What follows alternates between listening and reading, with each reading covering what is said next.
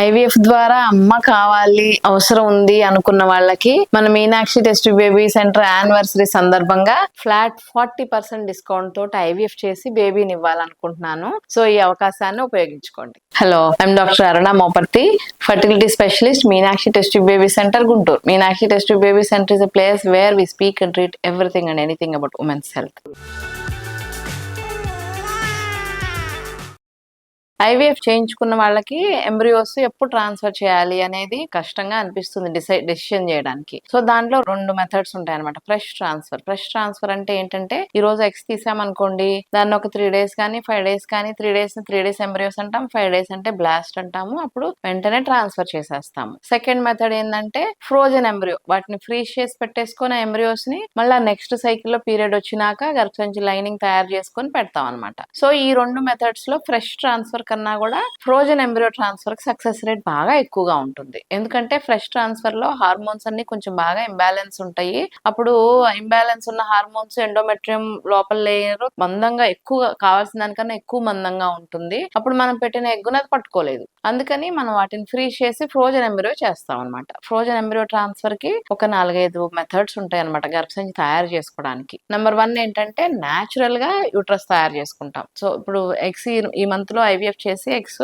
Freeze చేసి పెట్టేసుకొని next month లో పీరియడ్ వచ్చినాక న్యాచురల్ గా ఎగ్ పెరిగి ఎగ్ రిలీజ్ అయిపోయినప్పుడు ఆ రిలీజ్ అయింది అన్నప్పుడు ప్రొజెస్ట్రాన్ రిలీజ్ అవుతుంది అనుకొని ఆ టైంలో ఎంబ్రియోస్ పెడతాము. దీని వల్ల కొంచెం నష్టం ఏంటంటే మనకి ఎప్పుడు ఎగ్ రిలీజ్ అయిందో టైం కరెక్ట్ గా తెలియదు కాబట్టి మనం పెట్టిన ఎంబ్రియో అతుక్కోదేమో అని భయం ఒకటి ఉంటుంది. సెకండ్ మెథడ్ ఏంటంటే మోడిఫైడ్ న్యాచురల్ మెథడ్. దాంట్లో ఏం చేస్తామంటే ఎగ్ పెరిగినాక మనం ఎగ్ పెరగడానికి మందులు వాడి ఆ ఎగ్ పెరిగినప్పుడు అది రిలీజ్ అవ్వడానికి కూడా మనమే ఇంజెక్షన్ చేసి అది రిలీజ్ అయ్యే టైం చూసుకొని ఆ టైంలో ఇంజెక్షన్ స్టార్ట్ చేసుకొని ఎంబ్రియోని పెడతాం అనమాట.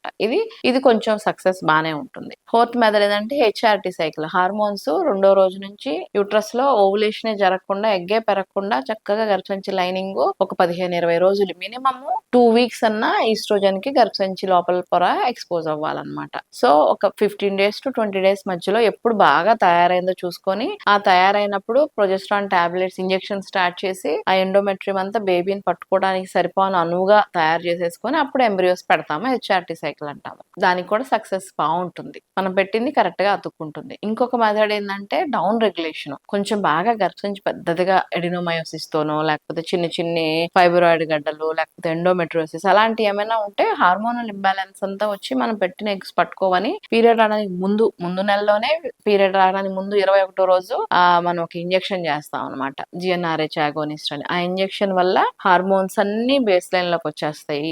ఈ మందంగా ఉన్న ఎడినోమయోసిస్ ఫైబ్రాయిడ్ కూడా సైజు కొంచెం స్లోగా ష్రింక్ అయ్యి క్విసెంట్ గా సంచిలా ఇలా కదలకుండా సైలెంట్ గా అయ్యేటట్టు చేస్తుంది అనమాట ఆ ఇంజెక్షన్. అలా చేసినప్పుడు మళ్ళీ పీరియడ్ వచ్చిన 2వ రోజు నుంచి నేను చెప్పినట్టు ఈస్ట్రోజన్ టాబ్లెట్స్ మినిమమ్ 2 weeks వాడాలి. సో 15-16 రోజుల దాకా ఇవి వాడి అప్పుడు మనకి యూట్రస్ కరెక్ట్ గా ఉంది.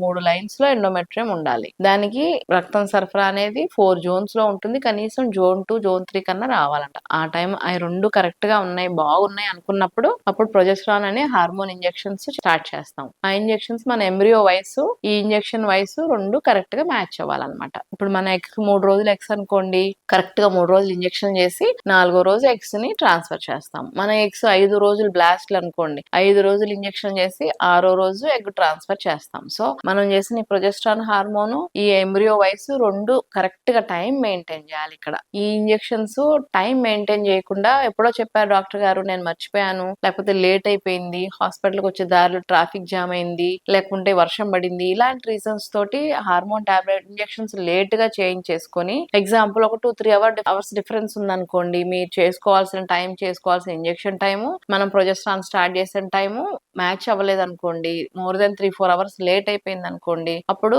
అన్ని కరెక్ట్ గా తయారు చేసుకుంటాం మనం గర్భసంచిని. మనం ఇంజెక్షన్స్ కూడా అన్ని పర్ఫెక్ట్ గా చేసుకుంటాం. కానీ మీరు ఈ లేట్ చేసి మిస్ మ్యాచ్ వల్ల మన ఎగ్ వయసు ఎండోమెట్రియం వయసు 2 మ్యాచ్ అవ్వదు. ఆ విండో ఆఫ్ ఇంప్లాంటేషన్ అంతా డిస్టర్బ్ అవడం వల్ల మనం పెట్టిన ఎగ్స్ అతుక్కోకుండా వేస్ట్ అయిపోతాయి అనమాట. ఈ యూట్రస్ తయారు చేసుకోవడానికి మనకు 15-20 రోజులు కష్టపడి చేసుకొని ఈ టైం మెయింటెనెన్స్ అనేది చాలా చాలా చాలా చాలా ఇంపార్టెంట్. మీరు చేసేది, మీరు ప్రొజెస్ట్రాన్ హార్మోన్స్ కరెక్ట్ టైం చేసుకొని ఆ టైంకే ఎగ్స్ ప్రిపరేషన్ చేసుకొని మ్యాచ్అప్ చేసుకోకపోతే మనం పెట్టినవి వేస్ట్ అయిపోతాయి అనమాట. సో ఇది ఫ్రోజన్ ఎంబ్రియో ట్రాన్స్ఫర్ అంటాం. ఈ ఫ్రోజన్ ఎంబ్రియో ట్రాన్స్ఫర్ లో మనకి సక్సెస్ రేటు ఫ్రెష్ ట్రాన్స్ఫర్ లో అప్పుడు తీసిన ఎగ్స్ అదే సైకిల్లో పెడితే మనకి 40% సక్సెస్ ఉంటుంది. కానీ ఇప్పుడు తీసిన ఎగ్స్ ఈ రోజు ఫ్రీజ్ చేసి మళ్ళీ నెక్స్ట్ మంత్ లో పెట్టడం వల్ల మన సక్సెస్ రేటు 70-80% ఉంటుంది. సో నేను యూజువల్ గా ఎక్కువ ఫ్రోజన్ ఎంబ్రియో ట్రాన్స్ఫర్స్ చేస్తాను. అందుకని మన సెంటర్ లో ఎప్పుడు 70-80% సక్సెస్ రేట్ ఉంటుంది. సో ఈ ఫ్రోజన్ ఎంబ్రియో ట్రాన్స్ఫర్ కి మీరు చేయాల్సిన ఇంపార్టెంట్ ఏంటంటే